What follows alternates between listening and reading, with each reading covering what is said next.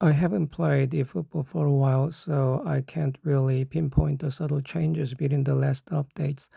But based on my recent brief experience, I'd say the most noticeable change for me is dribbling. It feels a bit harder, mainly because the AI defenders have been buffed and the inertia nerfed. They press aggressively and quickly, leaving less time to calculate space for dribbling. They press you quite quickly and closely, which leads to the physical contact. And due to the inertia, even though you dribble past the opponent, he catches up quite quickly. One useful feature to counter this is the L2 shielding. This feature has always been present in previous versions, but it felt somewhat random. However, since version 3.4, it has become more predictable and useful.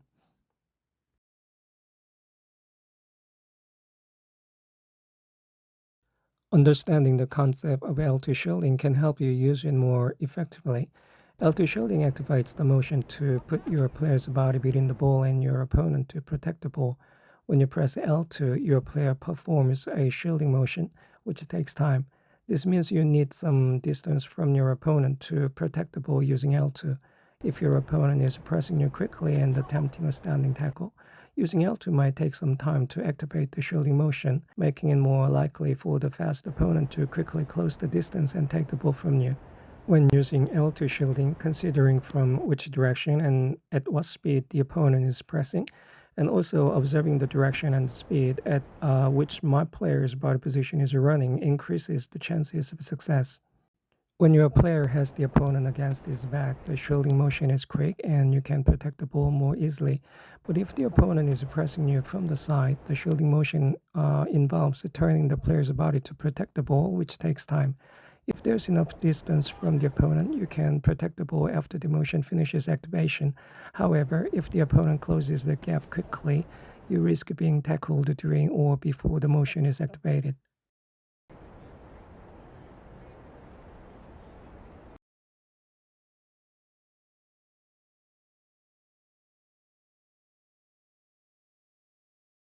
When you are running side by side with your opponent, the chances of failing to shield the ball with L2 increases. This is because the player controlling the ball is in a weaker position for keeping balance, making him more vulnerable to shoulder contact or standing tackles. Also, when you activate L2 shielding while sprinting with L2, the ball keeps moving forward while the player performs the shielding motion. This can cause the ball to get away from you and make it easier for the opponent to close the gap and tackle it. To avoid this, try to briefly tap L2 instead of holding it down and then quickly move on to the next control. To effectively use L2 shielding, pay attention to the body positions of your player and the opponent. I'll explain the concept more in detail with short video clips.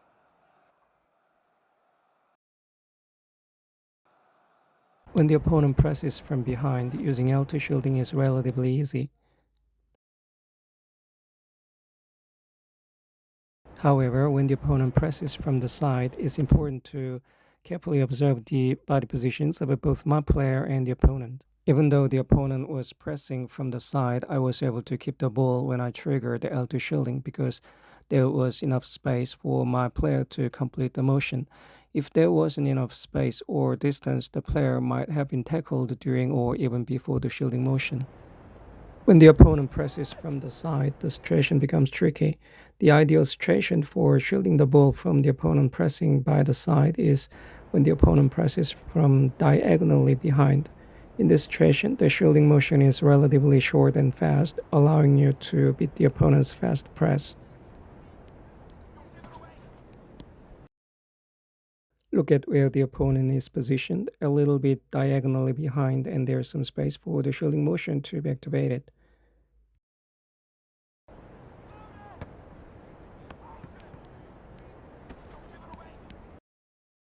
It's the same situation. The opponent is pressing from diagonally behind.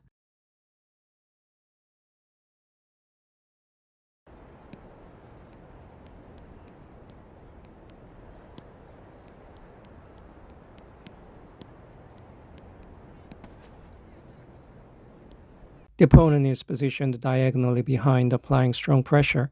Even while sprinting, if the ball is close to the player's feet, you can activate L2 shielding without losing possession of the ball.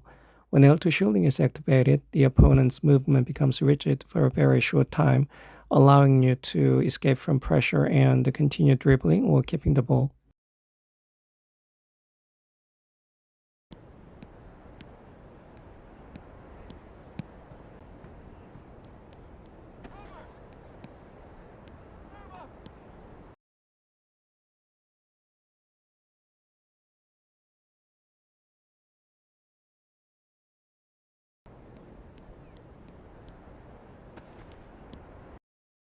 The opponent is not applying pressure but keeping distance.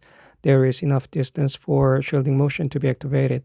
You can put the player's body between the ball and the opponent.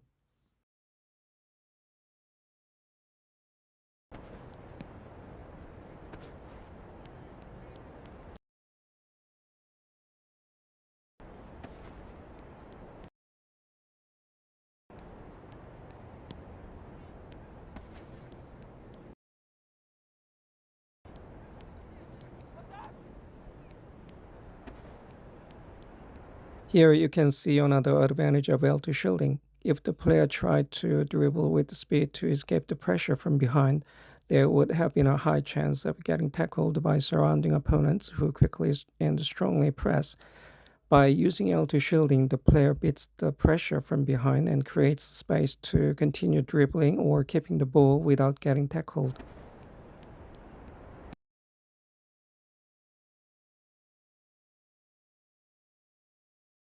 L2 shielding has become practical in this version as a skill to beat the high pressure from the opponents.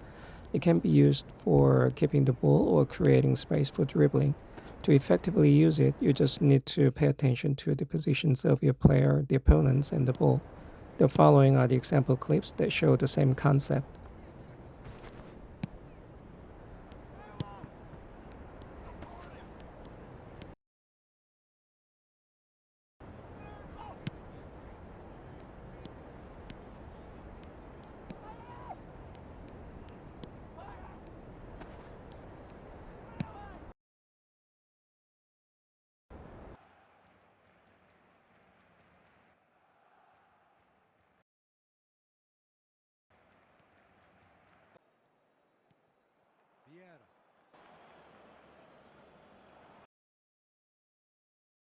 Vieira running with the ball.